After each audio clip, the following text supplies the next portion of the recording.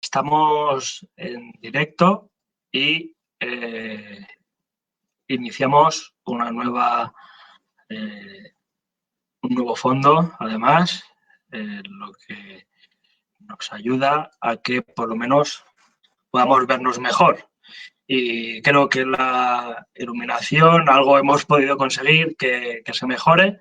Así que, pero de todas formas, cualquier sugerencia de mejoría, siempre estamos abiertos a todas esas nuevas ideas.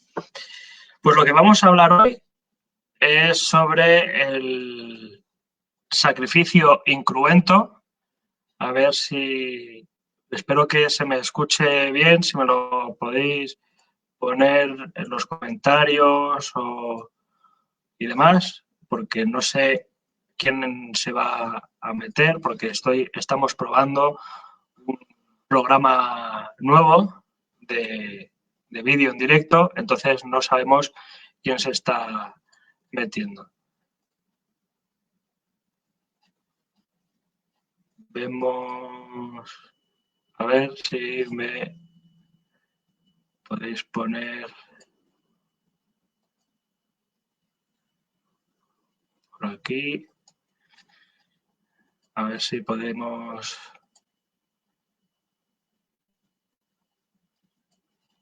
que me confirméis que el... A ver... Sí, vale, gracias. Es que con el programa este que estoy haciendo no sé si se escucha o qué, porque no... Vale, perfecto. Gracias. Ahora me llegan los mensajes. Muy buenas tardes. ¿Sí? ¿Se escucha un poco raro? No lo sé. Es como lo hago con el ordenador. Bueno, veis que tenemos fondo nuevo, ¿no? Un color azul, yo creo que más apropiado y que, bueno, pues resulta un poco con el tema. Vibra un poquito. Seguramente sea por el tema, no sé si del sonido y también el tema del vídeo, de la cámara. Lamento esto porque como no lo estoy haciendo a través del móvil, que sí se oía y se veía mejor, lo estoy haciendo directamente con la pantalla del ordenador y con un programa nuevo. Entonces no es la primera vez que lo pruebo, así que no sé cómo va el tema del sonido y el vídeo. En el vídeo, de todas formas, se quedará guardado, ¿vale? Para que se pueda escuchar y se pueda ver una vez terminado todo el vídeo, ¿vale? De todas formas, gracias por puntito de eco. Pues la verdad es que no lo sé cómo arreglar eso porque no hay posibilidad. No lo sé si... A ver, voy a hacer pruebas, disculpadme porque se me oye. De todas formas, esto lo voy a... Esta parte la voy a quitar. ¿Se me oye ahora?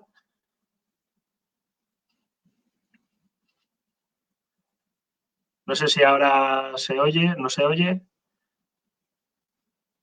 ¿Se oye ahora? A ver, es que no lo sé porque hay... Bueno, no lo sé solucionar ahora mismo. Bueno, de todas formas, muy buenas tardes a todos. Gracias por una cita más. Veo por ahí a Fieles, a Manuel Rodríguez, gracias, Fernando Barriales, Antonia Palacio, ¿qué tal, compi? María Luisa, Yasmín, Antonio Madrigal, bienvenidos. Y bueno, se van a ir sumando, espero, más gente. Bueno, deciros que, por ejemplo, una cosa que nos ha sorprendido gracias. Bueno, se me oye bien, ¿no? Bueno, por lo menos el tema, por ejemplo, hay una persona aquí que es Yasmín Bernuz, que se sorprenderá que la cite ahora mismo, porque nos ha sorprendido muy gratamente, además, a través del vídeo que hicimos el vídeo pasado sobre el tema de la participación de la mujer en el sacrificio. Y ella ha estudiado en su TFM. Hola Ángel, ¿qué tal? Gracias Lucía. El tema de la mujer, la participación femenina en varios ámbitos religiosos, ¿no? Tanto las divinidades como el sacerdocio femenino. Y además me lo ha enviado y tiene muy buena pinta. Está por aquí Yarmín Bernudo. La verdad es que la parte del flaminado que ella trata me ha sorprendido porque había datos incluso que yo no conocía. Así que le agradezco de forma pública, ya se lo hice de forma privada, pero lo hago de forma pública también porque creo que se lo merece. Y creo que va a hacer ahora una tesis al respecto que va a ser fantástica, ¿no? Y dicho eso, lo que vamos a hacer ahora, vamos a hablar un poco del sacrificio incruento. Claro, el sacrificio incruento, lo que, a diferencia del sacrificio cruento, es que el incruento no hay animal, no hay una participación animal en el sacrificio, ¿vale? Entonces, lo que hay que tener en cuenta que normalmente los autores romanos, la historiografía latina, no habla tanto sobre este tipo de sacrificios, porque no es algo tan pomposo, no es algo tan majestuoso como llevar animales al sacrificio, ¿vale? Saludos Nacho y María José de Portugal y la de Tania. Entonces no es tan pomposo, no es tan, digamos, ilustre como podría ser un sacrificio incruento. Claro, muchos os preguntaréis, ¿hasta qué tipo, hasta qué, digamos, importancia podía tener un sacrificio incruento respecto al cruento, ¿no? Si en la historiografía latina, los autores romanos nos están hablando todo el rato de sacrificios cruentos, sacrificios de animales, etcétera, etcétera. Hola, Enrique Martínez, también otro fiel seguidor de la página. Y Emilio. Entonces, claro, los autores romanos nos hablan muy poco del sacrificio incruento frente al cruento, ¿no? Como hemos dicho. Sin embargo, el que además es un capítulo de la tesis que no se ha estudiado mucho, el sacrificio incruento en general, la participación de los sacrificios incruentos, domésticos en general. Ahora vamos a hablar de eso, pero es muy buena la pregunta. Normalmente, el sacrificio incruento también se hace de forma pública. Es decir, también hay, por ejemplo, en los ludis aeculares, donde existen sacrificios incruentos que los preside Augusto. Entonces, y en otros casos, también de forma pública, hay una participación de sacrificios incruentos en otras festividades, que luego iremos desgranando. Pero el lado más importante del sacrificio incruento es que se realiza de forma genérica en las casas, tanto de forma doméstica, tanto en las domus como las insulae o villa, lo que queráis. Y es un sacrificio que generalmente está muy extendido. Hola Sara, ¿qué tal? Bienvenida. Es muy extendido ese tipo de sacrificio. Entonces, ¿por qué? Porque, perdón por la redundancia, porque es lo más barato, ¿vale? Y me explico. Cuando tenemos un sacrificio cruento, ¿vale? Hay que comprar el animal, ¿vale? Hay que comprar a un sacerdote y su collegium de, digamos, de ayudantes, victimari, popa, cultrarius, etcétera, etcétera, para matar a ese animal y pagar al templo para que haga esa donación o ese sacrificio, ¿no? Entonces, eso cuesta dinero. Y generalmente la población romana no reúnen las características económicas, a no ser que seas de clase patricia, para poder hacer un sacrificio cruento, por lo general, ¿vale? Entonces, la gente, a no ser que de una ínsula, es decir, de un bloque de pisos, reúna, ahorre dinero y reúna suficiente economía para hacer un sacrificio animal dentro, en el patio central de esa ínsula, por ejemplo, ¿no? Y hablábamos de la otra vez de una mujer, una popa, la Critonia filoma, que es una liberta, es una popa de ínsula. Entonces, algunos autores, que los recojo aquí, decían que esa popa de ínsula podía ser una encargada de hacer el sacrificio de ese bloque de pisos y no de otros, ¿vale?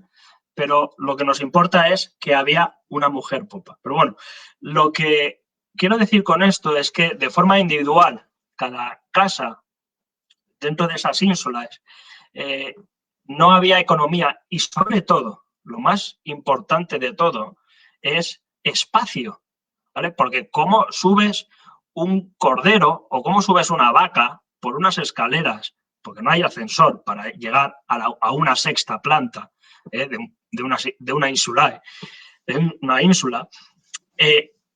¿cómo subes un animal de esas características con el peso? O no se podía, ¿no? Pero sobre todo por el tema del espacio, porque no hay en cada casa, hablo de las insulares, el bloque de pisos, no hay espacios grandes como para hacer un sacrificio, ¿vale? Por lo menos por los restos arqueológicos que se han hallado.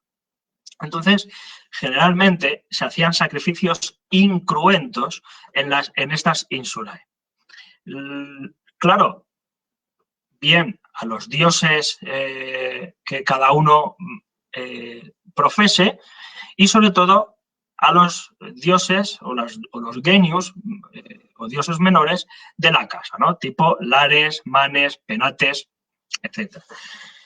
Y otras divinidades mucho más menores que son del hogar, ¿no? De las puertas, del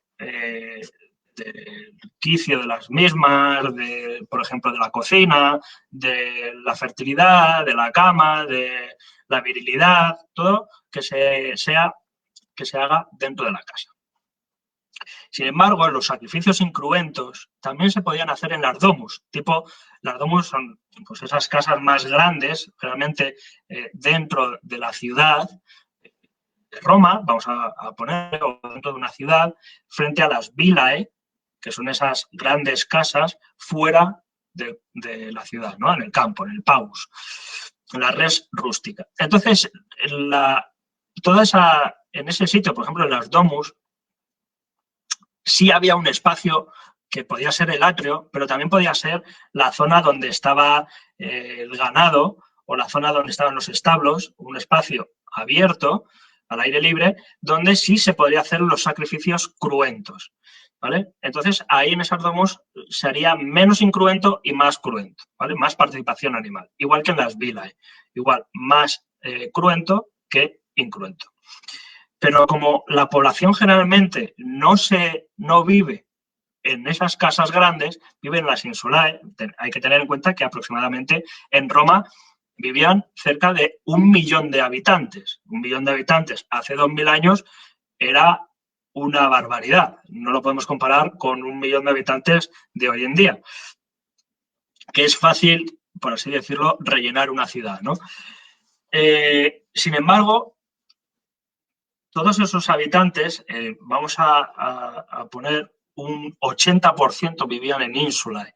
Entonces, ¿cuál es el sacrificio mayoritario de todos aquellos que no se podían permitir un sacrificio animal? Pues, lógicamente, el incruento. Y además tiene unas fases que también coinciden con lo que es el sacrificio cruento. Si en el sacrificio cruento tenemos una fase que es esa procesión o luego también tenemos la consecratio de ese animal, vamos a ponerle el cruento, luego el sacrificio, la inmolatio y demás. En el sacrificio incruento vamos a encontrarnos con unos pasos iguales o muy parecidos a este cruento. Por ejemplo, nos ahorramos el periodo de la procesión. porque no hay una procesión animal, porque es llevar unas plantas que se han comprado en un sitio determinado, en un mercado o maquelum, que se llama, que en el maquelum también se vende carne sagrada, ¿vale? En Roma. Entonces, en esos mercados donde se venden productos también sagrados, uno de ellos son las plantas, ¿vale? Las ofrendas no animales.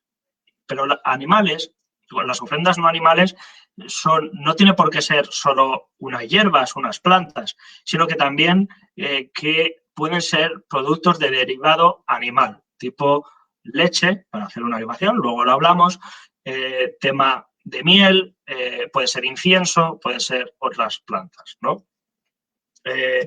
Perdón, entiendo que los dioses culturales del hogar se le puede hacer los dos tipos de sacrificio, cruento e incruento. Sí, según también tu posibilidad económica, bueno, la posibilidad económica del romano, de aquella época, pero generalmente son incruentos. Sin embargo, Catón nos dice que hay cierto sacrificio cruento, también para los lares.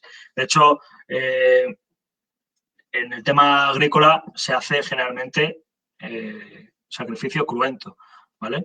Pero para los dioses tutelares del hogar generalmente es incruento. ¿Se puede hacer cruento? Sí, siempre y cuando tengas espacio en el atrio, donde estaba el lararium, pero normalmente es incruento. Luego vamos a ver, digamos, los ingredientes, por así decirlo, de ese sacrificio incruento para los lares.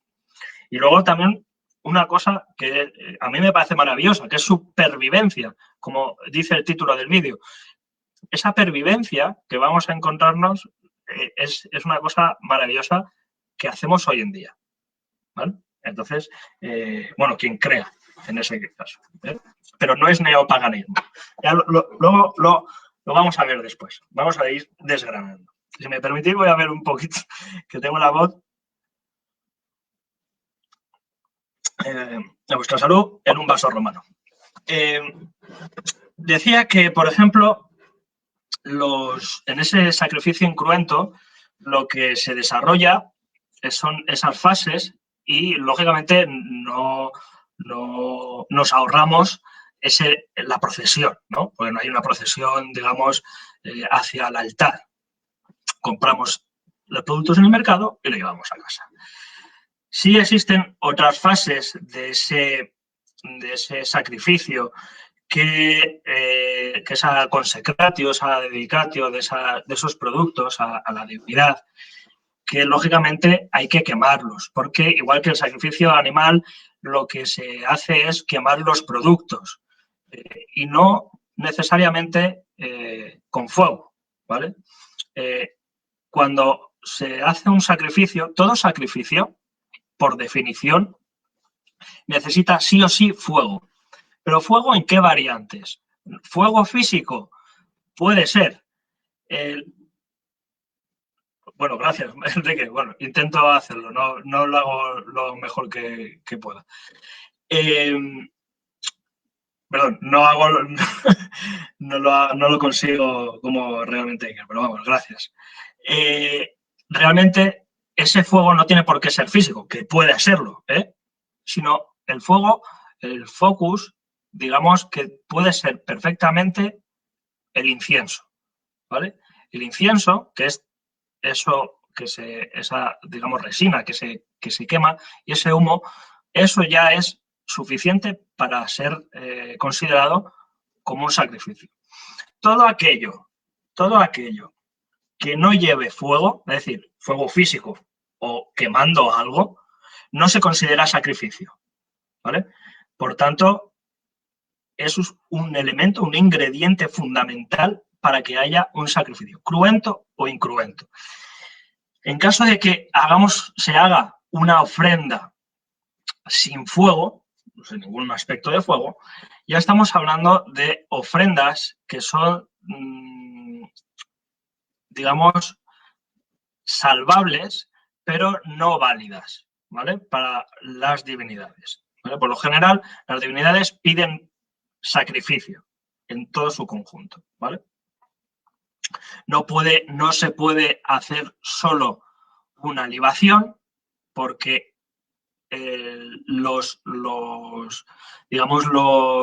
las libaciones es parte de un todo, ¿vale? No se puede separar las partes, tiene que ser todo en conjunto. Bueno, que me desvío del tema, perdón. Entonces, el sacrificio incruento, cuando se está quemando las plantas, lo que se hace es, digamos, con ese humo, lo que se pretende es que llegue hacia la divinidad, ¿vale? O hacia el genio o hacia lo que estemos realizando. Y nos dice, además, los varios autores romanos que en ese sacrificio incruento, ¿cómo eran los incensarios? Pues tengo uno, pero tendría que desmontar todo el chiringuito, ¿vale? Luego, si eso, pongo una foto, ¿vale? Pero es buena pregunta. De todas formas, el incensario generalmente son incensarios pequeños, o también pueden ser tipo botafumeiro, que luego el cristianismo también lo cogerá, pero de menor tamaño, no los grandes botafumeiros. Fuego, humo, lo único que llega a los dioses, o estoy muy equivocado. Claro, lo que llega a los dioses es ese humo. Ese humo lo que hace es avisar y alimentar a los dioses. Esa ambrosía que se denominaba, esa ambrosía es la quema de los productos, ¿vale? De los productos que se están quemando, bien carne o bien productos no cárnicos, ¿vale? Entonces, eso es lo que llega a los dioses. Buenas tardes, Juan Luis. ¿Utilizaban otra planta más del incienso como la mirra? Sí, claro. La mirra también utilizaban plantas sabineas, ¿vale? Plantas sabineas son plantas aromáticas y en general varias plantas aromáticas, como por ejemplo los pétalos de las flores, también eran muy utilizados no solo para el tema de perfumes o, por ejemplo, para echarlos en el vino, sino también para quemarlos y para perfumar, por ejemplo, el lararium, no solo con la colonia, sino con esos pétalos de flores y otras hierbas tipo menta, por ejemplo, que es una también muy olorosa y afrodisíaca. Ahora en las floralias se utilizaba mucho, ahora que estamos en ellas.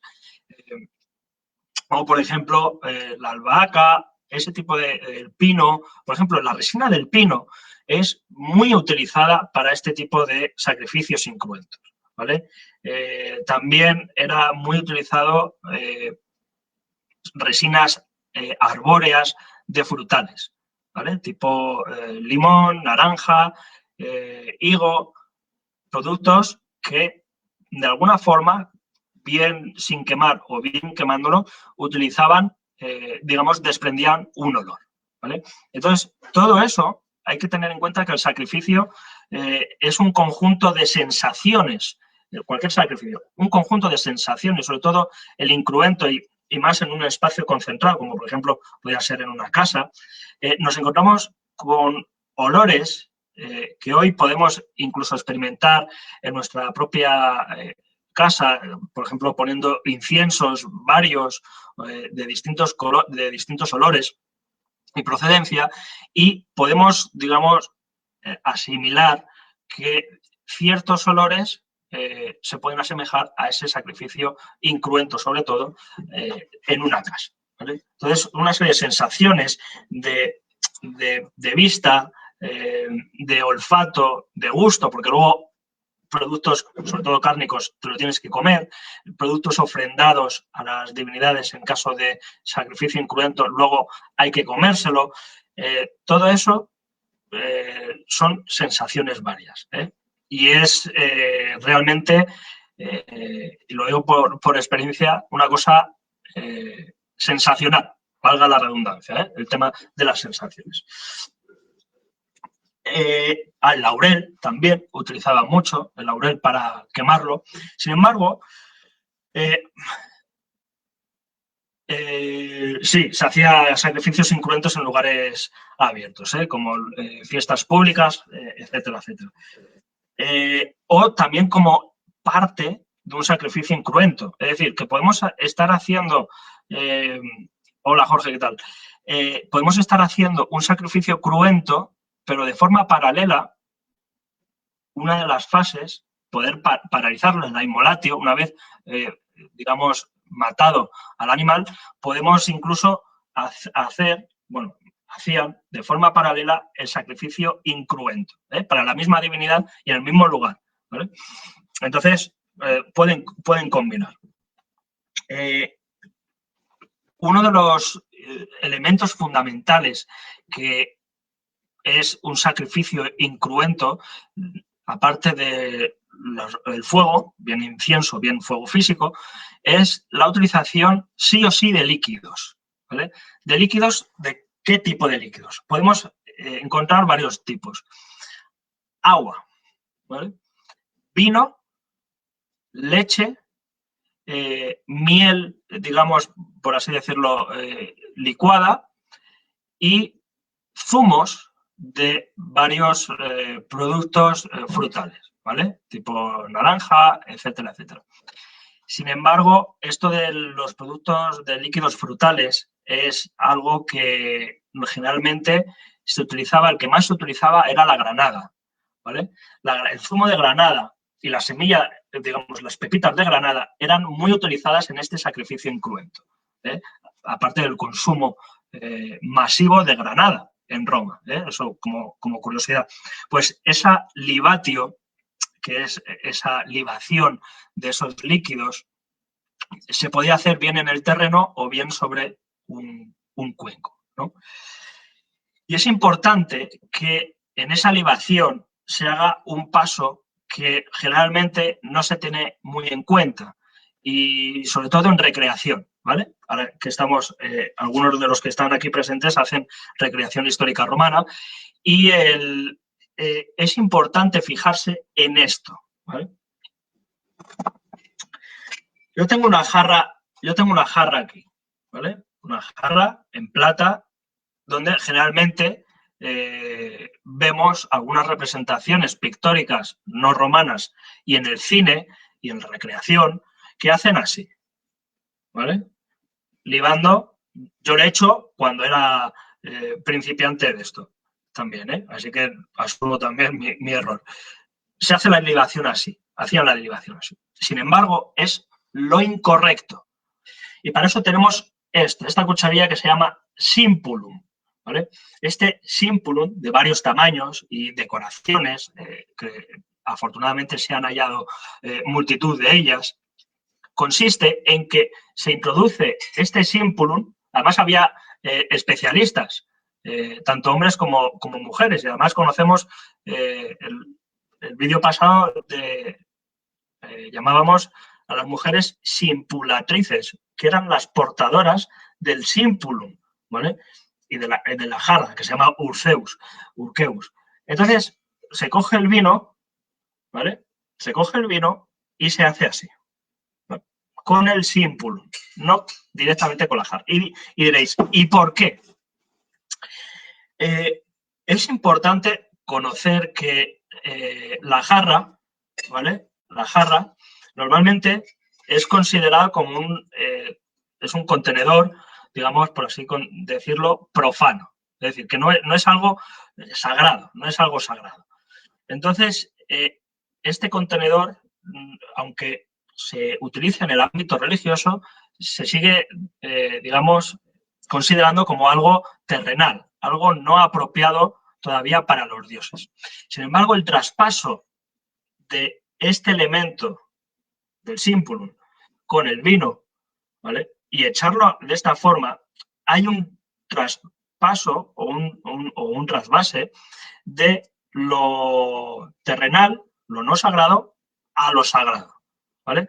Esta transformación de contenedor es lo que para los romanos es fundamental considerar que es ese traspaso de lo terrenal a lo sagrado, ¿vale? Porque ellos lo consideraban como esa fase igual que en el sacrificio cruento, que lo que se hace es al animal, mediante una pátera, que es un platillo, echarle la mola salsa por encima, de tal forma que ya se está transformando ese animal en algo sagrado. El vino pasa exactamente lo mismo. De la jarra, que es algo como el cordero o el animal, como algo terrenal, utilizado como el simpulum, sería, por hacer una equivalencia a echar la mola salsa, ya está traspasando a otra esfera, a una esfera divina, ¿vale? Una esfera sacra, ¿vale? Existe esa transformación y eso es importantísimo entenderlo, ¿vale? Entonces, en ese sentido, el alibatio es como se debería hacer. En otro sentido, por ejemplo, las ofrendas de esa oblatio, que son, digamos, ofrendas varias, no solo son productos vegetales, ya hemos dicho, productos tipo hierbas, hojas, flores, semillas, frutales, que además se han encontrado en Pompeya frutos, semillas de estos frutos, ofrendados en los lararia, en el lararium del hogar. Por cierto, algún paréntesis. Cualquier pregunta, como estáis haciendo, podéis hacerla, ¿eh? Con comentario, mejoría, lo que queráis, ¿eh? Entonces, esas semillas, esos restos arqueológicos se han localizado en Pompeya y digamos, por ejemplo, se ha identificado semillas de higo, semillas de amapola, semillas que son muy chiquititas, semillas de granada e incluso, bueno, de otros frutales, manzanas, naranjas, etcétera, etcétera. En ese sentido, hay uno que se ha encontrado en alguna domus, no en las insulae, sino en domus, y es se lo digo bien, los peristilos de azafrán, ¿vale? El azafrán era un producto que era muy caro, además, y procede de Oriente, de la ruta de la seda, y se ha encontrado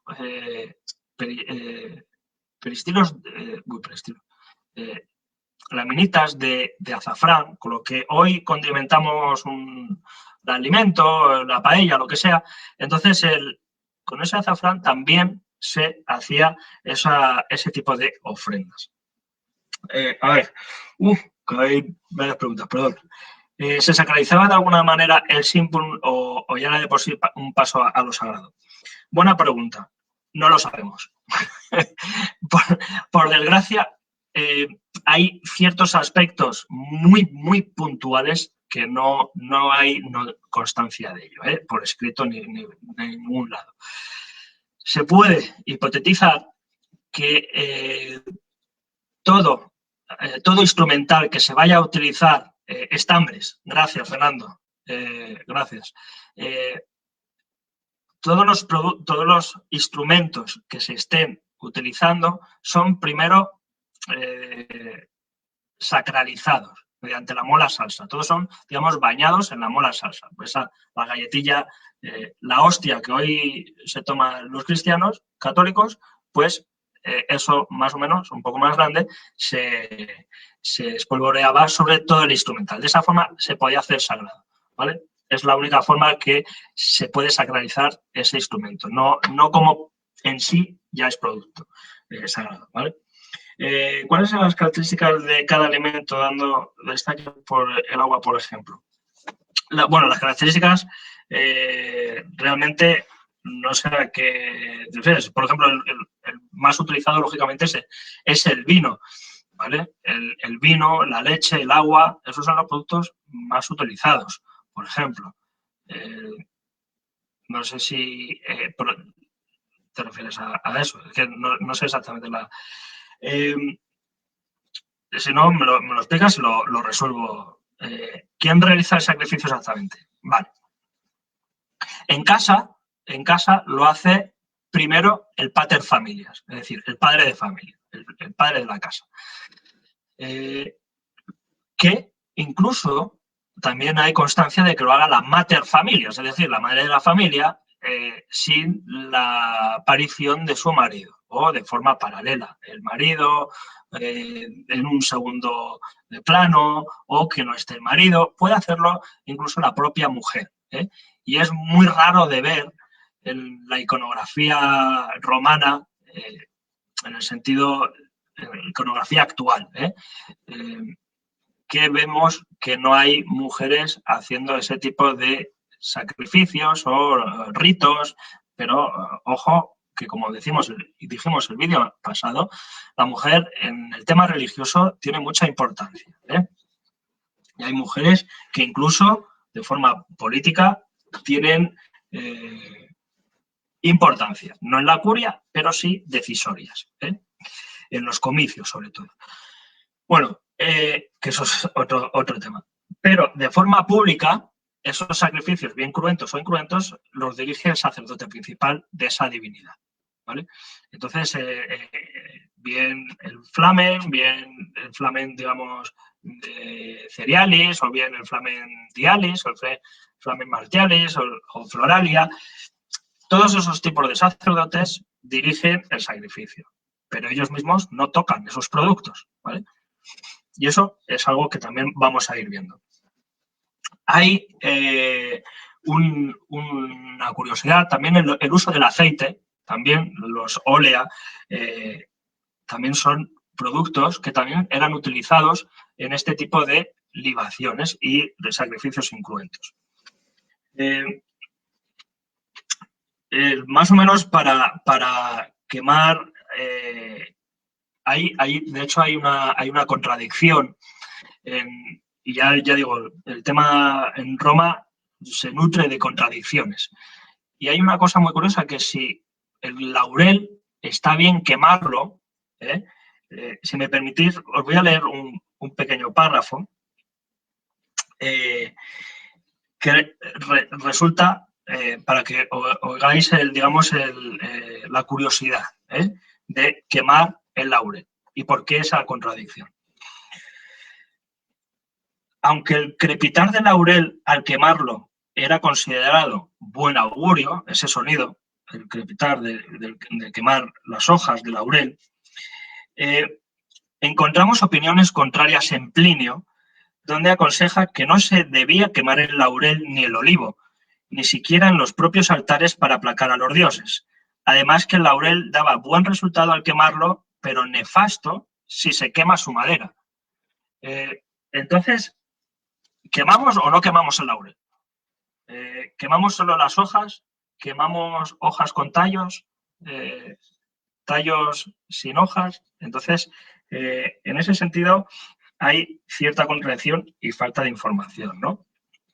Además, lo dice Plinio en su Natura Historia 15:135, para que si lo queréis buscar. A ver, supongo que al igual que los dioses prefieren un tipo de sacrificio determinado, en los incruentos también. Sí. Hay ciertas divinidades que prefieren ciertos sacrificios. Generalmente es algo que prefieren cruentos, eso sí es verdad, sobre todo relacionados con la violencia, ¿no? Por ejemplo, Marte, Júpiter y otras divinidades, Quirino, por ejemplo, también prefieren sacrificios cruentos. Sin embargo, hay fiestas que, por ejemplo, ya digo, las fiestas saiculares son las más conocidas como más incruentas. Allí, pues, se celebra, por ejemplo, Apolo, se hace, por ejemplo, sacrificios incruentos a Apolo. En algún caso hay mixtos. A Marte, aunque se prefiera cruentos, también participa el tema vegetal. Las palmas, por ejemplo. Y además es algo que no es incompatible, ¿eh? Un sacrificio cruento con uno incruento no son incompatibles para una misma divinidad. Generalmente los dioses menores prefieren, y esto de prefieren es entre comillas, siempre, sacrificios incruentos, ¿vale? Y dioses, divinidades mayores, sacrificios cruentos. Aunque, como siempre digo, hay reglas excepcionales, ¿no? Por ejemplo, una divinidad menor podría ser Hécate, pero a priori a Hécate se le pueden sacrificar plantas tipo pinos, por ejemplo, plantas herbáceas en general. Sin embargo, ¿qué es lo que prefiere Hécate? Un perro negro. Sacrificar un perro de color negro, por ejemplo, ¿vale? Marte, ¿qué prefiere? Pues prefiere su cerdo, su cordero, una Soubeta Aurelia con su vaca. Sin embargo, en otros momentos, Marte, Marte Vengador, Marte Victrix, etcétera, hay sacrificios que son incruentos, en donde participa de forma más privada los legionarios, en ese sentido. El sacrificio incruento, lo que también es importante es que imaginémonos que vamos a hacer un sacrificio. No lo voy a hacer. Pero tenemos este ara, este pequeño ara en casa, ¿vale? Y los romanos lo tenían, y lo que se hace, lo pongo por aquí, lo que se hace es un sacrificio incruento. Se quiere hacer un sacrificio incruento. Sacrificio incruento no tiene por qué ser solo en la ciudad. También los romanos, los legionarios, también podían hacer sacrificios incruentos, bien por el tema económico o bien por facilidad de los productos. Es mucho más fácil y barato comprar productos no cárnicos que la carne, ¿vale? En ese sentido. Sí, efectivamente, se hace. Gracias, Yarmín, por ese muy buen apunte. Entonces, tendríamos esto. Aquí podríamos tener un orificio, ¿vale? Donde se depositarían ciertos productos, sobre todo, o se quemarían ciertas hierbas, etcétera, etcétera. Pero también lo podemos tener así, sobre todo si viene en casa, viene en el ámbito funerario, etcétera, etcétera. Encontramos aras de este tamaño, más grandes, más pequeños, con o sin ese orificio central, la parte superior. Ya digo que se hace esa libación y se haría en esto, ¿vale? Luego esto se limpiaría todo. Pero en estos sacrificios es importante también encontrarnos que el sacrificio, imaginémonos, lo que voy a decir es que no tenemos fuego, que deberíamos, no tenemos incienso, que deberíamos, pero no encontramos posibilidad de tener, ¿vale? En el hipotético caso en el que estemos en un sitio donde no encontremos eso, existe una posibilidad, una alternativa, por así decirlo, que es la creación de los liba, ¿vale? Los liba son panecillos. De hecho, si buscáis en la página de Mos Religiosos, encontraréis esos liba y la receta para poder hacerlos en YouTube. Y ponéis en la página en YouTube, en la plataforma Mos Religiosos, ahí encontraréis varios vídeos de recetas romanas religiosas, y entre ellos los liba, ¿vale? Los liba, que además están buenísimos, ¿eh? Os aconsejo que lo probéis. Esos liba son pan con queso, rellenos de queso y una hoja de laurel en la base y un poquito de miel por encima. Como veis, son productos que son fáciles de conseguir, tanto en la época como ahora, queso fresco, y la introducción al horno, ¿vale? Eso ya es fuego, ¿vale? Ya está transformando ese producto, ya está cambiándolo de algo, digamos, algo terrenal, como hemos dicho antes, algo que está muerto, algo que no es comestible, a algo que se puede consumir. Por tanto, el fuego transforma el producto, bien para ofrenda a los dioses de cualquier importancia, menor o mayor, los panecillos de cualquier forma. Ya digo, hay varios ejemplos que hemos conseguido, gracias a las fuentes documentales, conseguir hipotéticamente su forma, y son muy complejos de encontrar a base de la literatura romana. Y bueno, hemos intentado o hemos aproximado a las formas que podían tener. Lo tenéis en la página de Mos Religiosus y podéis encontrar las varias formas de panecillos sagrados, entre ellos los liba, la hostia, etcétera, etcétera, ¿vale?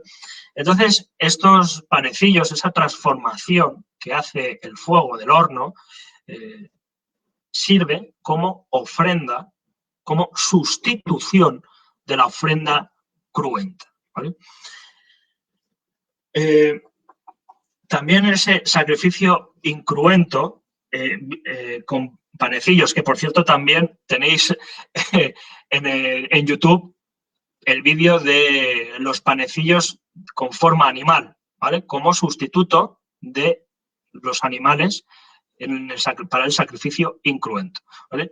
Animalitos como esto, de este tamaño, panecillos de este tamaño, como esta vaca, o de otros tamaños, ¿no? Por ejemplo, pues del cordero. Yo es que aquí tengo toda una subetaurilla, y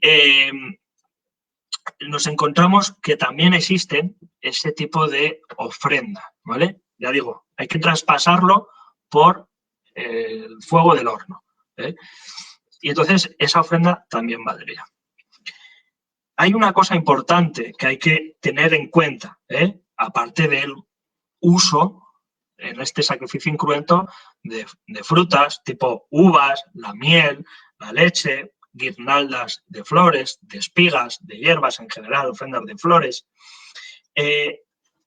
También encontramos con productos cocinados, no solo los panecillos, sino seguramente algunos de los recreadores que estén por aquí lo conocerán, es el pulse, ¿vale? Es esa...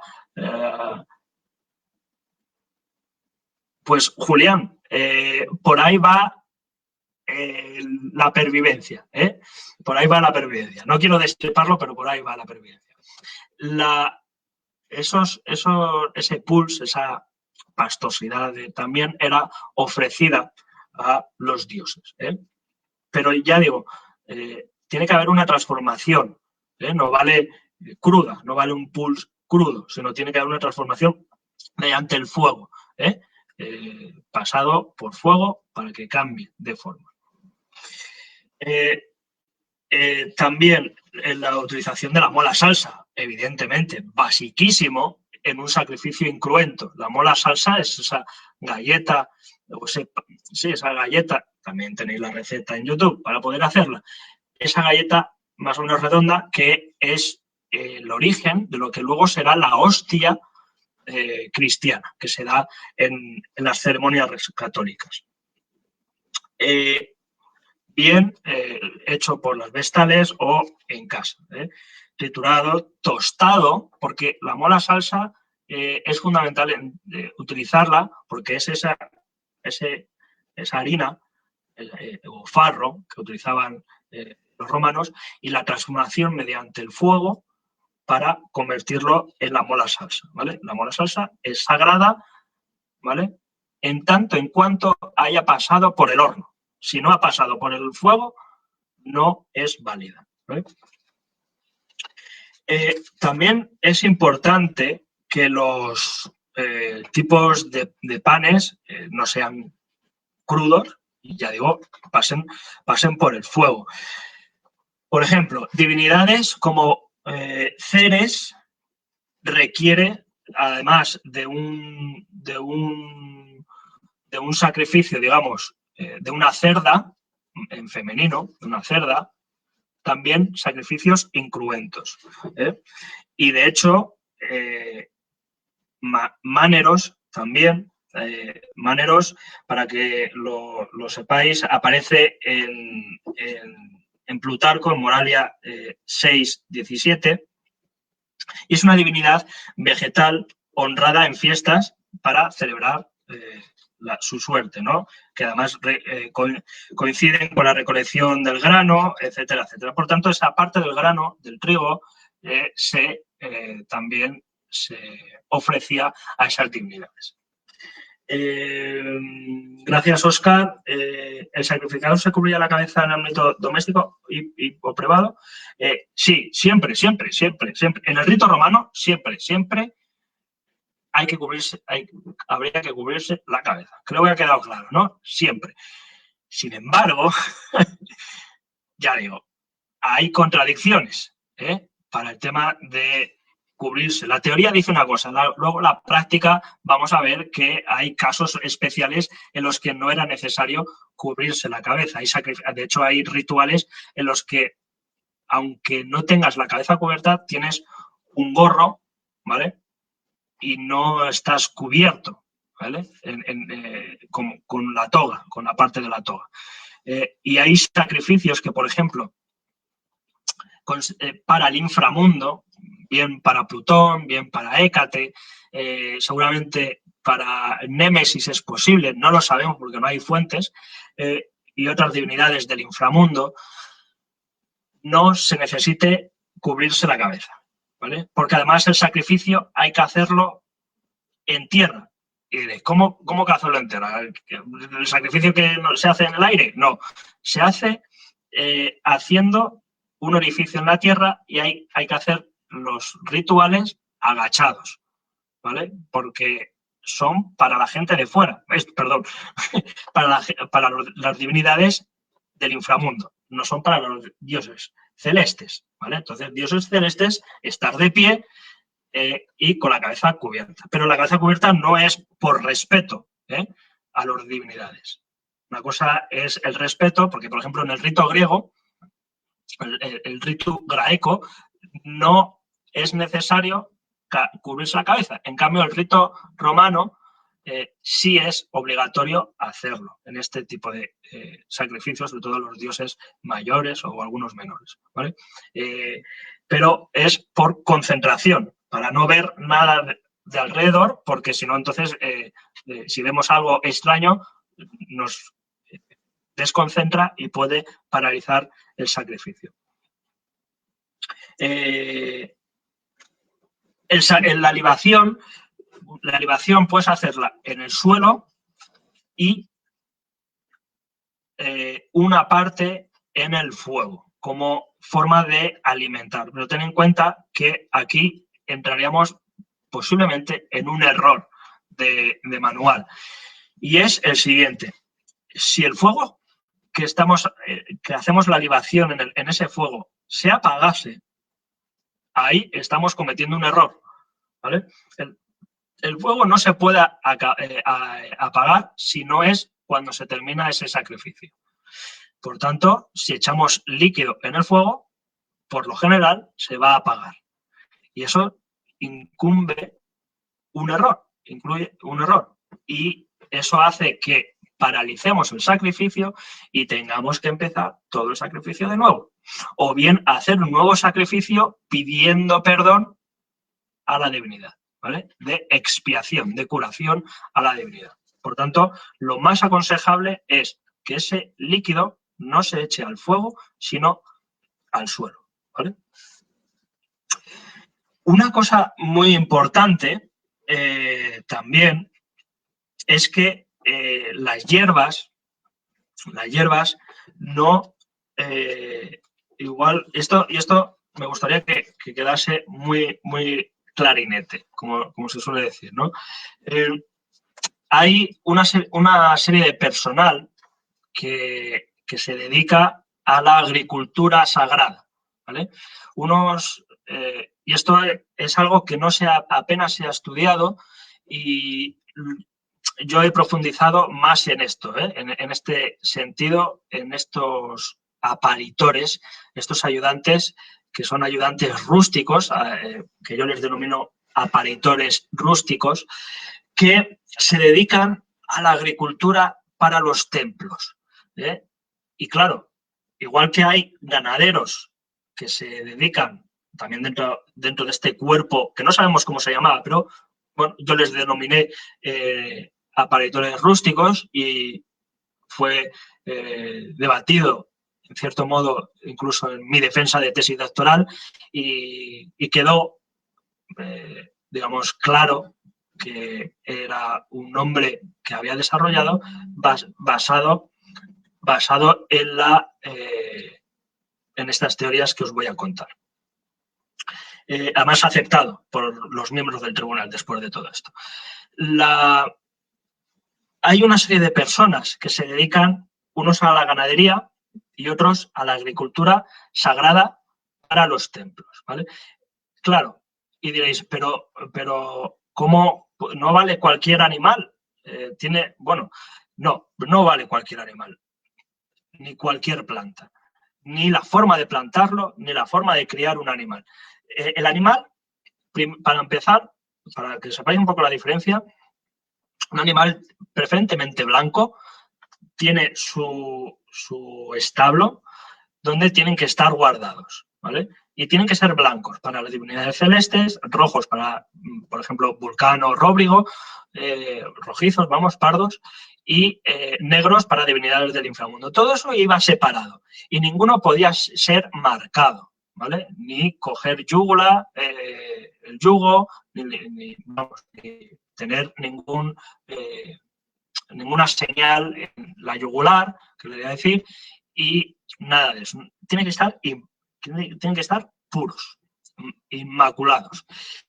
Y las plantas les pasa exactamente lo mismo. Además, son cuidados de forma especial, tratados, entrenados, ¿vale? Que eso es algo que también incluyo en la tesis y se debatió en su momento, y la verdad es que quedó claro que era un principio de un futuro estudio que haremos. La cuestión es que esa domesticación del animal también se puede plantear justamente en el ámbito vegetal.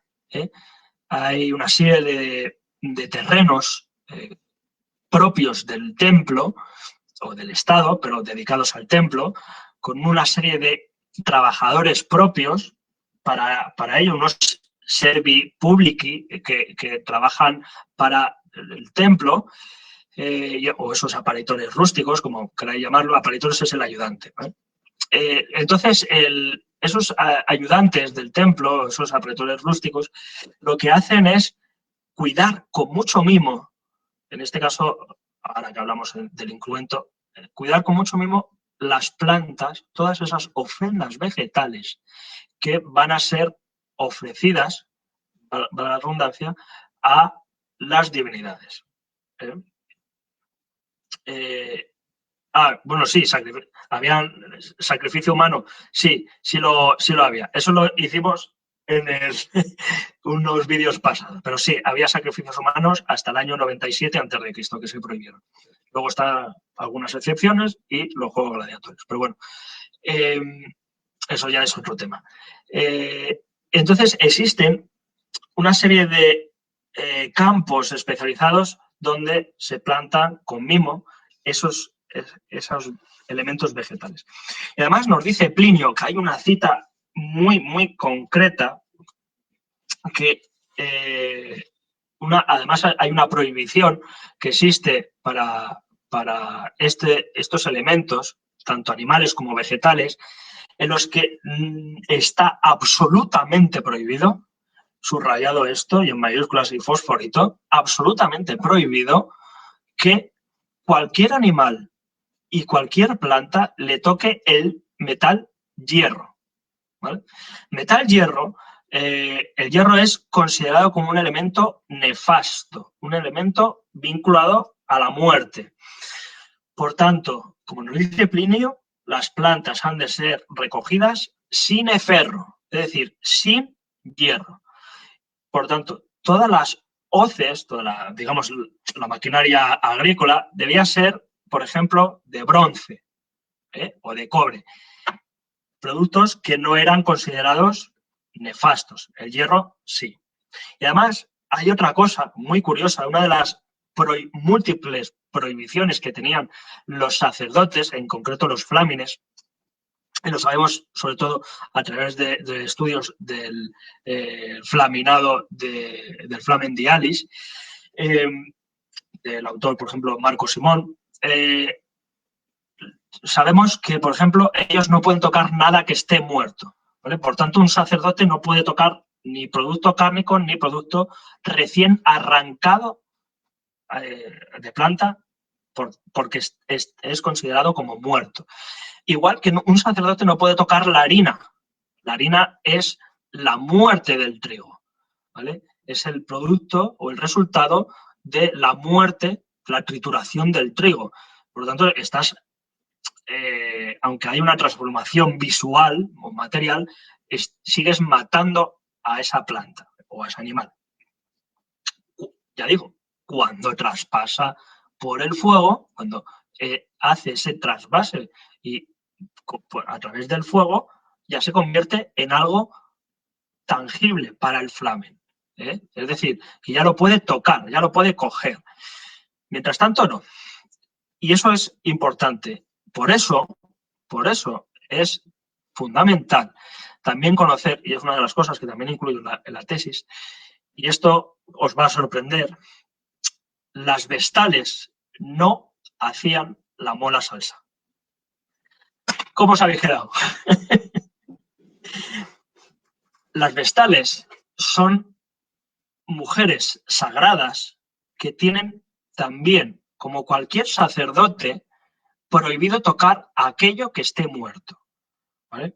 Por tanto, lo hacen una serie de cocineros que están al servicio de las vestales, que son sus aparitores. Y por tanto, ellas, una vez que tocan la mola salsa, es porque ha pasado por el fuego, ¿vale? Claro, todo el mundo dice, las vestales cocinaban, y es lo que ha heredado, ¿verdad?, el mundo cristiano católico, de las monjas que hacen los pastelitos, los huesos de santo, etcétera, etcétera, ¿no? La yema de Santa Teresa, lo que sea. Vale, pues ahora sí lo pueden tocar porque, bueno, se ha transformado la normativa en ese sentido. Pero las vestales no pueden tocar nada que estuviera muerto, ¿vale? Igual que cualquier otro tipo de sacerdocio. Es una prohibición taxativa. No pueden tocar nada. Claro, alguno me preguntará, y os pregunta, pero claro, ¿y el arúspice, por ejemplo? Y siento desviarme de esto, del tema de incruento, pero el arúspice toca los órganos cuando hace el examen, lo que hablamos en un par de vídeos pasados, toca los órganos cuando se extraen del animal. Y tú acabas de decir que un sacerdote no puede tocar algo que estuviera muerto. Vale. La solución es bien sencilla. El arúspice, por suerte para ellos, no es considerado un sacerdote, ¿vale? Es una persona, un complemento del sacrificio.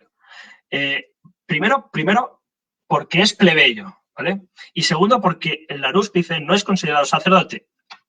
Sacer es aquello que es sacro, sagrado. Por tanto, algo que esté vivo o relacionado con las divinidades. Resumiéndolo mucho, por eso el arúspice, el que examina las vísceras, los extra, no es considerado un sacerdote. Es un ayudante, es un complemento, es lo que queráis denominarlo, pero no es un sacerdote, ¿vale? Por eso él tiene la posibilidad de que puede coger esos órganos de un animal muerto, ¿vale? Eso es importante. Sí, efectivamente, es importante esa puntualización, ¿vale? de las vestales. También lo incluyo en la tesis. Me parece que incluyo todo en la tesis, pero es que en este caso es verdad, ¿vale? Bueno, continúo con el tema incruento y además quiero terminar esto de incruento y pasarme a esa pervivencia que es muy interesante también, ya digo, los panecillos, el tema uvas, dátiles, pasas, también en lo que es el culto doméstico o lo que se denomina la sacra privata, es decir, algo privado, donde el pater familias hace de sacerdote, de sumo sacerdote. Y curiosamente, y esto para que también lo tengáis en cuenta, hemos dicho que todo sácer, todo sacerdote, no puede tocar nada muerto. ¿Qué hacemos entonces en casa? Si el pater familias es considerado un sacerdote, sí, no, lo es, porque es la base de la religión romana, el pater familias, sobre todo la religión doméstica, es la base de toda la religión pública romana, porque lo que se hace en casa se traslada al ámbito público. Por tanto, el pater familias o la mater familias, en este caso, también puede hacer esos sacrificios. Pero, ojo, no puede tocar algo que esté muerto, ¿vale?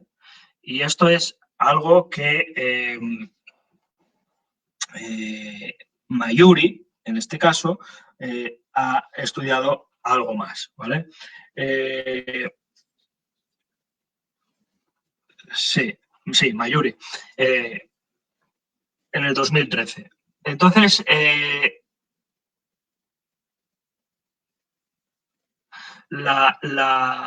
en ese sentido, tiene el pater familias, tiene una serie de ayudantes que son bien sus hijos, o bien unos esclavos, ¿vale? En caso de que tenga propiedad a varios esclavos. A ver, Fernando, perdón. ¿Es el hecho de pasar por fuego lo que hace la consenso? Como los funerales antes de la apoteosis. Efectivamente, cuando se pasa por fuego es la transformación. Eso es, creo que, una idea clave, ¿no? de esta charla, ¿no? La transformación a través del fuego de lo no sacro a lo sagrado, ¿vale? Y efectivamente, la apoteosis tiene que tener sí o sí un funeral con el fuego como protagonista, ¿vale? Entonces, es esa transformación. Digamos, el alma, o por así decirlo, se lleva hacia los cielos, ¿no? Es llevada hacia los cielos, ¿no? Como en la apoteosis famosísima de Rómulo o de Quirino o de Antonino y Faustina, que afortunadamente nos encontramos con relieves, un relieve preciosísimo de la apoteosis de Antonino y Faustina. Sigo con esto, ¿no?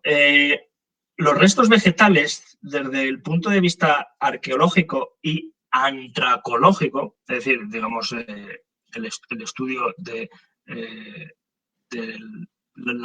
ámbito vegetal en el aspecto arqueológico, también existe afortunadamente se han hallado en algunos casos restos de fuego o restos de, digamos, de productos quemados, no solo de incienso, de pastillas de incienso o de semillas de otros frutos, sino elementos vegetales.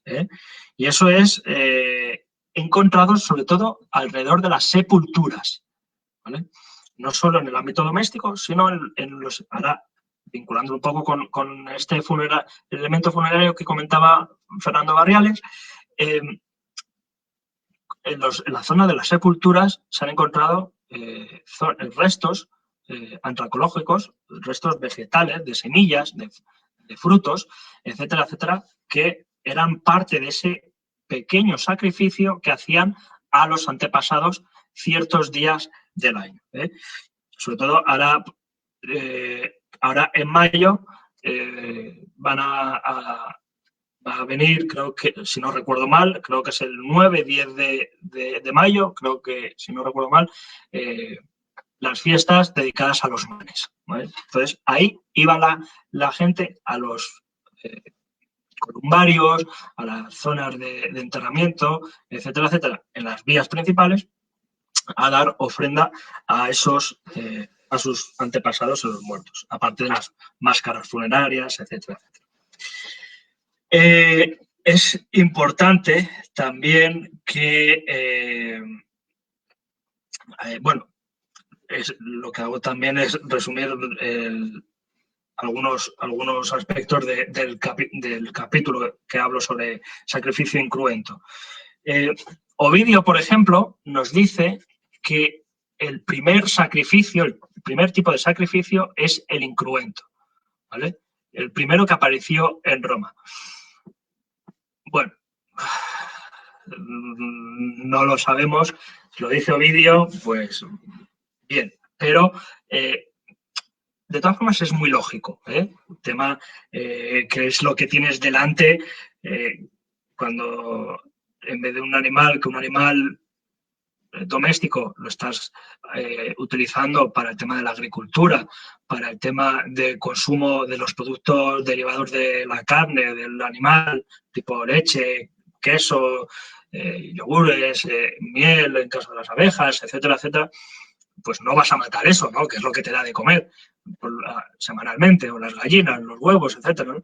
No vas a sacrificar eso, vas a sacrificar algo que puedes conseguir de forma más natural, más fácil y más económica, que son las plantas, los productos vegetales y los derivados de la carne. Y eso es, Ovidio nos lo dice de esa forma, ¿vale? Y por eso es la explicación. Y es también muy importante que en un sacrificio incruento esté el binomio incienso-vino, ¿vale? Como nos dicen ellos, ture et vino, ¿vale? De hecho, nos lo dice el propio Ovidio en Fastos 6, 936, y es importante que ese binomio esté siempre presente, ¿vale? Que es, por cierto, el sacrificio incruento no es algo nuevo de Roma. Los griegos ya lo conocían, por ejemplo, en honor a Demeter Melena, por ejemplo, o en la fiesta de los Targeleos, también, vamos, en la fiesta de las Targelias, a principios de año. Por tanto, no es algo que sea nuevo o ex novo en Roma. Y es importante también tener en cuenta, a ver,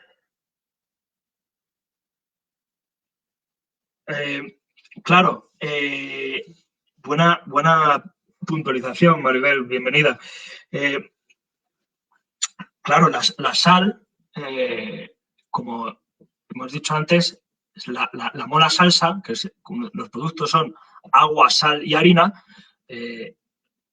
todo eso es algo muerto, porque la sal es algo que extraes del mar. El mar es algo, para los romanos es algo vivo, ¿no? Bueno, para mucha gente hoy en día también, pero es algo vivo, algo que se mueve. Por tanto, todo aquello que se mueve, y además tiene una divinidad, que es Neptuno, estás extrayendo cosas de algo vivo y por tanto estás matando, estás extrayendo, ¿no? Luego ya digo en el ámbito sagrado, luego en el ámbito alimentario, culinario, que traigas la sal del mar, pues al romano de a pie pues le daba igual, pero para el ámbito sagrado era importante que ese producto pasara primero por el fuego, mezclado con la sal, mezclado con la harina y el agua, formaba esa mola salsa, ¿vale? Entonces, las vestales no lo podían tocar, a no ser que esa sal, per se, por sí sola, podía pasar por el fuego, es decir, mediante una sartén, una olla, lo que sea, pudieras hervir ese agua con la sal o sal sola y quemar la sal. Por tanto, después podías utilizarla para ofrendas o para utilizarlo de forma culinaria para los sacerdotes, para las vestales en este caso. Claro, con el producto incruento, no sé a diferencia del cruento del animal, no se pretendía dar de comer a mucha gente. Hay que tener en cuenta que después de un sacrificio viene un banquete sagrado, que se llama lectisternium. Ese lectisternium, en el sacrificio cruento, hay que tener en cuenta que no solo se sacrifica un animal, a lo mejor se sacrifican 3, 4, 5, 20, 100, lo que sea. Toda esa carne que se mata no se desecha, no se tira, se come, porque ya es sagrada, además. Y en ese banquete primero van los sacerdotes, los magistrados políticos, invitados, por último pueden ir plebeyos, pueden ir libertos y en algún caso algún esclavo, ¿vale? Algunos esclavos también se podían permitir en algún caso. El 98% de las veces esclavos fuera, ¿vale? Pero sí es verdad que en algún caso podían permitirse. Pero generalmente el 98% de las posibilidades el esclavo fuera. También había la posibilidad de que incluso ni los plebeyos ni libertos pudieran ser invitados a ese evento, ¿no? Ese banquete sagrado. Entonces, claro, habría que consumir, digamos, atrapar, digamos, o recoger mucho producto agrícola para dar de comer a una población después de ese banquete. ¿Qué es lo que se hacía? Lo que se hace es hacer una serie de muestras, digamos, posiblemente, una serie de muestras para el sacrificio, mientras que el resto de la cantidad de grano se podía repartir en esas fiestas. Por ejemplo, en las fiestas seculares, que cito mucho, o las fiestas, por ejemplo, en honor a Ceres, o Deméter, o Diana incluso también, se hace repartición de grano, ¿vale? Hay que tener en cuenta, bueno, esto es otro tema, pero el Estado romano repartía alimentos, repartía grano a los ciudadanos romanos. Pues una de las formas que hacían era repartir de esta forma, ¿vale? También en estas fiestas. Pero generalmente un sacrificio incruento no sirve para alimentarnos, sobre todo si es en la casa o si es en alguna fiesta concreta, pues no servía para alimentar a grandes masas, solo a ciertos invitados y, ya digo, repartición de grano a la población, pero en menos cantidad que uno cárnico. Y ya en casa pues no servía para comer generalmente, a no ser que hicieras mucho producto, ¿vale? En el sacrificio incruento nos ahorramos el tema de varios personajes, el popa, el victimari, que ese seguramente era el que cortaría las plantas en el altar, etcétera, etcétera. Seguramente habría música en un sacrificio incruento. Por ejemplo, también habría esos ayudantes, esos camili, esos niños, o camilae también.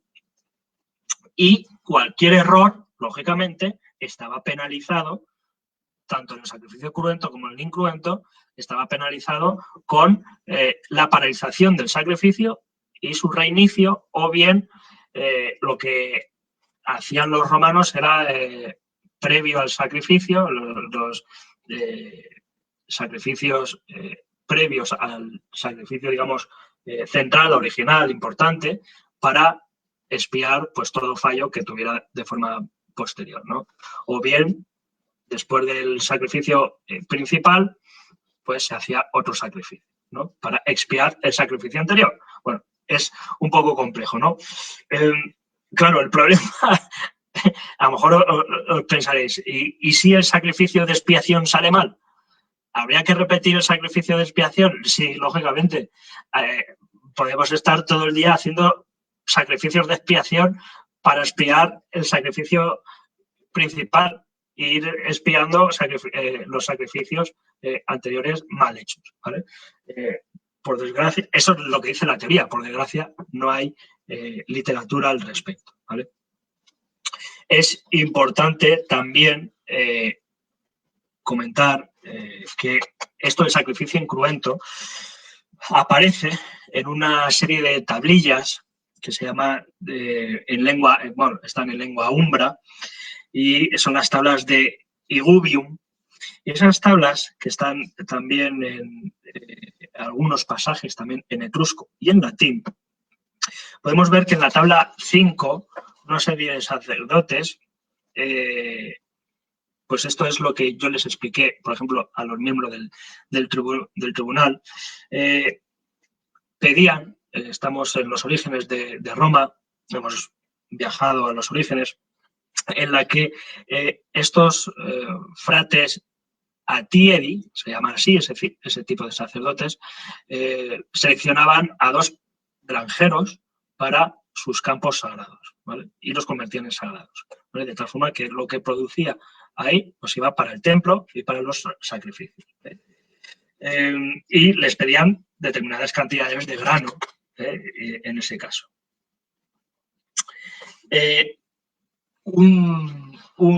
También, por ejemplo, en las Vinalia también era muy popular hacer sacrificios incruentos y repartir vino solamente. Bueno, pues contentar a los manes, a los lares, etcétera, ¿no? Los ludis aeculares, etcétera, etcétera. Y es importante, y ahora la pervivencia, y lo quiero hacer de forma resumida porque llevo 80 minutos y no sé ni cuánta gente lo está viendo o si parezco muy pesado o no. Pero bueno, yo soy sincero, así que no miento. Existe una cuestión que creo, y por eso lo quería traer, que es esa pervivencia del sacrificio incruento. Y decía que también hay gente que lo hace hoy en día, y es que el sacrificio incruento no ha dejado de hacerse. Y hay una cuestión que además lo apuntaba por ahí Julián, que es lo que los cristianos van a llamar la Eucaristía. Y la Eucaristía es una fórmula magistral, la magistral. A ver, el rito de la expiación tiene que ser realizado por el que ha hecho la ofensa, ¿verdad? Sí, no puede ser sustituido. La persona, a priori, no puede ser sustituida en el momento en el que está haciendo el sacrificio. Luego, después, sí. Ya haré un vídeo sobre las consecuencias de realizar mal ese sacrificio. Por cierto, en el sacrificio incruento doméstico encontramos un texto muy curioso, y ahora hablo de la Eucaristía, perdón por el salto, pero me ha venido muy bien lo de la pregunta de Ángel. Hay un momento en el que el pater familias está haciendo un sacrificio incruento a los lares y resulta que uno de los sirvientes se tira una ventosidad, un pedo, ¿vale? Y el pater familias lo oye. Y automáticamente lo que hace el pater familias es paralizar inmediatamente ese sacrificio a los lares, ¿vale? No sabemos las consecuencias para ese esclavo, si castigo, si no participación, etcétera, etcétera. Lo más seguro es que haya reiniciado el culto a esos lares en ese momento, ¿vale? Fijaos hasta qué punto no se puede oír nada. Y fíjate hasta qué punto tuvo que ser esa ventosidad de grande como para que lo oyera el pater familias que estaba a 3 metros de distancia, ¿vale? Entonces,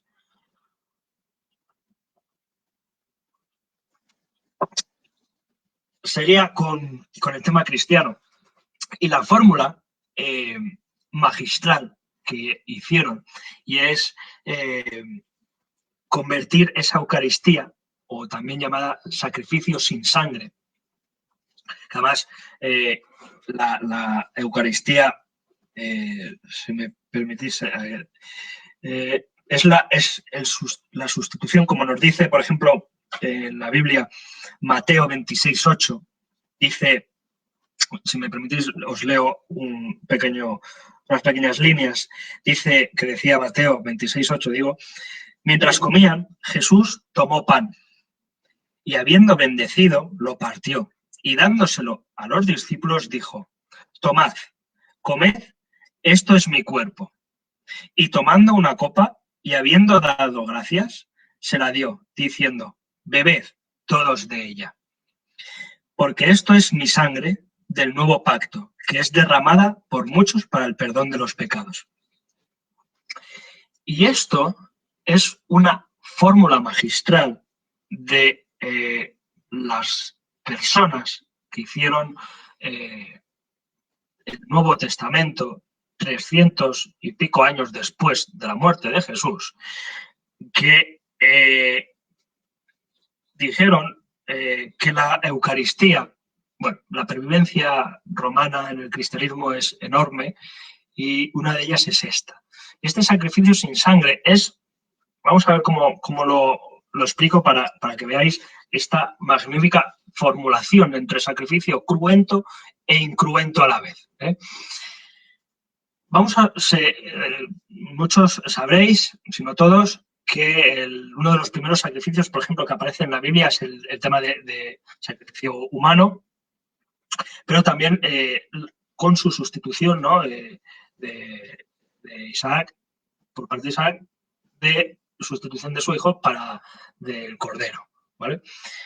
Ese cordero, que luego será denominado también como Cristo, etcétera, etcétera, bueno, es más complejo. Ese cordero o ese sustituto del sacrificio, ese cordero se va a convertir en pan, ¿vale? Y hemos dicho que el pan es un elemento del sacrificio incruento. Y el vino, como elemento, ingrediente principal del sacrificio incruento, corresponde a la sangre. Es decir, el cuerpo del cordero, del sacrificio animal, es convertido automáticamente en un sacrificio incruento, transformándolo en pan, ¿vale? Y la sangre en vino, ¿vale? Entonces, esa formulación del nuevo rito cristiano de sacrificio, de la Eucaristía, es el pan, la mezcla del pan y el vino, ¿no? Y además, esto, os lo voy a leer también, de hecho, se tomó como ejemplo este pasaje de Mateo 26:8 a través del 17º Concilio Ecuménico de la Iglesia Católica de 1439. Fijaos, 1439, es decir, que no es nada cercano a Cristo, ¿verdad? En lo que se resolvió que sea el pan y el vino para el sacramento de la Eucaristía. De hecho, en la bula Laeternus Caelis, volumen 5, artículo 2, 516.5, dice, bueno, lo dice en latín, pero será la materia del pan y el vino lo que se consuma, ¿vale? Y además, una cosa muy importante en esto, y esto es maravilloso, porque cuando estuve estudiando esta parte del sacrificio, me encontré con unas pervivencias sacrificiales dentro de lo que es el cristianismo maravillosas, ¿no? En el sentido en el que nos da también una información de lo posible que fue el sacrificio, en este caso incruento, pero palpable también el sacrificio animal, que las cosas que se tenían que consumir para el sacrificio tenían que estar recién hechas. Y nos lo dice así, por ejemplo, un documento de la Iglesia cristiana, que es el Redemptionis Sacramentum, dice en el capítulo 3, 1:48, siendo el pan recién hecho, requenter confectus, es decir, hecho recientemente y sin falta alguna. Es decir, tiene que ser perfecto. Y eso es algo que en el sacrificio romano era exactamente igual. Dice, nullum sit periculum corruptionis, es decir, sin corrupción, sin falla. Es decir, no puede haber una mola salsa con una burbujita, no puede haber una mola salsa rota, etcétera, etcétera, ¿vale? Así, y esto es maravilloso, ya digo, yo cuando lo estudié, como dice, se me abrió el cielo en este sentido. Y dice, así como el vino ha de ser puro y sin avinagramiento, pues es considerado corrupto. ¿vale? Comititiur peccatum mortale, es decir, se comete un pecado mortal si es algo que es impuro.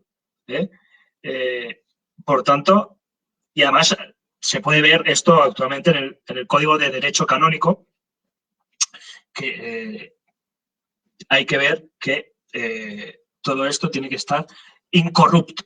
Es decir, el vino de misa que hoy podemos tomar, bueno, en las misas, en los bautizos, etcétera, etcétera, ese vino tiene que estar incorrupto, ¿vale? Ese vino sagrado, que es bendecido por el sacerdote, por el cura, por el obispo, y no es puro hasta que no está bendecido, ¿vale? Igual que el agua. Fijaos, ciertas similitudes, bueno, cierta, igual similitud que estamos hablando del sacrificio romano original, ¿vale? O considerado pagano por los cristianos. Entonces, el agua que estamos haciendo la libación tiene que ser pura, limpia. El vino tiene que ser puro, limpio. Todo tiene que pasar por una sacralización, ¿vale? El instrumental. Vemos que, por ejemplo, existe en el sacrificio, en general, cruento e incruento, una purificatio. Esa purificatio también podría ser una lustratio, pero bueno, una purificatio con incienso, en el mundo romano original, hablo, ha sido copiado exactamente, además con prácticamente los mismos movimientos. Si en la antigua Roma seguramente eran 3 balanceos, hoy, si nos acordamos o recordamos o vamos a una misa cuando se puedan, los creyentes que sean, fijaos cuántas veces el cura o el sacerdote mueve el incensario, el baptisterio, perdón, se me ha ido, el botafumeiro, pequeño, más grande, lo mueve 3 veces, ¿vale? 3 porque es un número sagrado en la antigua Roma. Las pervivencias romanas en el mundo cristiano son enormes y eso lo hablaremos en otro vídeo que creo que va a ser muy interesante para hacerlo. Cualquier cuestión que me queráis comentar, yo por mi parte creo que me he extendido, 1h30 de vídeo, aunque bueno, con el principio y demás, pues son casi 1h30, ¿no?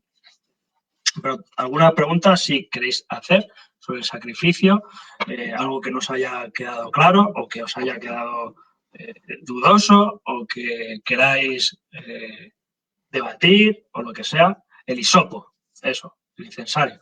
Pues que hay ciertas palabras que no me salen.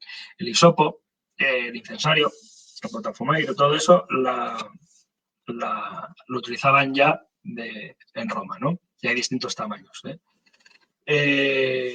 bueno, no sé si lo explico todo genial. Yo es que, como lo digo más o menos todo de memoria, y excepto basándome en alguna cuestión, si queréis saber más cosas del sacrificio incruento, ya digo, yo por ejemplo en mi tesis doctoral tengo bibliografía al respecto, pero os puedo mandar algo relacionado con esto. Y es importante tenerlo en cuenta, ¿eh? También hay bibliografía en español y hay bibliografía en inglés y francés. Y es importante conocer aspectos, por eso también quiero hacer este tipo de divulgación, o al menos espero intentarlo, que os llegue la mejor información o la mayor información que os pueda transmitir en este periodo de confinamiento, ¿verdad? Y cualquier cuestión que me queráis ahora o por privado, después del vídeo, lo que queráis. Muchísimas gracias a Fernando, a Juan, a Antonia, a Yasmín. Ya digo, Yasmín es un futuro prometedor en este sentido, el tema femenino de religiosidad. Y a todos vosotros, daros las gracias por comentar, bueno, a tía Sara también, mi otra compi. Gracias por comentar, gracias por vernos por aquí, a Ángel también. Lo que siempre digo, compartir el vídeo, hacernos vuestros comentarios que queráis, ver nuestras redes sociales, estamos en Instagram, aquí en Facebook y en YouTube, el canal de Cocina Romana Religiosa, y lo que queráis sugerir, comentar, lo que mejorar, pues lo que estamos a vuestro servicio, ¿vale? Y sobre todo, que si queréis colaborar o que colaboremos con vosotros, nada más que lo tenéis que decir, ¿vale? Muchas gracias a vosotros por vuestras aportaciones, vuestros comentarios, vuestras preguntas y vuestra paciencia, ¿eh? Así que nada, justo hora y media, así que ni ganado. Pues nada, muchísimas gracias a todos y hasta la próxima. Por cierto, cualquier tema que queráis que hablemos, también sugeridnoslo, ¿vale? El próximo tema, por cierto, es posible que hablemos sobre el tema de las inauguraciones y quién construye los templos y cuál es el desarrollo para edificar un templo y sobre todo qué rituales religiosos se hacen para construir un templo, ¿vale? Así que nada, un abrazo a todos, un beso y hasta la próxima.